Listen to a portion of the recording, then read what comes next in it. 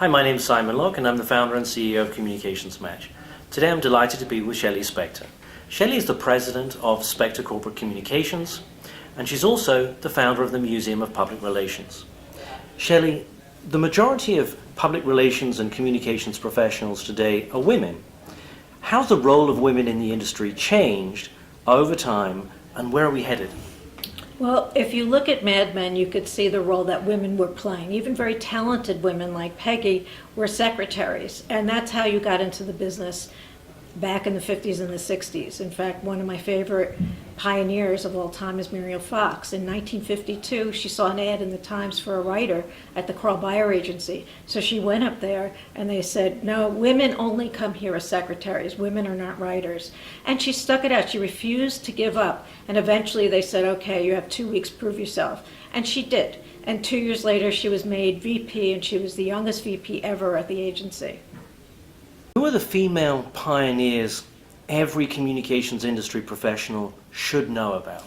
Well, I'll tell you about the first female pioneer. That was Doris Fleischman Bernays. She was the wife of Edward Bernays. She was also the 50-50 business partner of Bernays. What most people don't know about her, though, is that besides being the mother of his children, she was also doing a lot of the writing and a lot of the creative thinking in the agency. So many of the ideas that we think of as Bernays' ideas were really developed by Doris.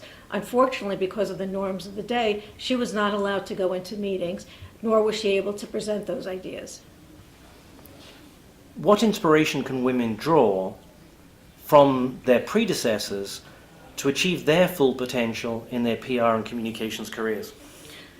What many women today don't understand about their predecessors, women of my generation, for instance, is that we had to be seen as working twice as hard as the men were. We had to come in earlier, we stayed later, we worked on weekends. We just really were more conscious that we had to prove ourselves, and the men didn't. They were already there. But to be a woman, you really had to step it up, and we knew that we were getting paid less, but we knew that we had to work as hard as we possibly could and as long a day as we possibly could.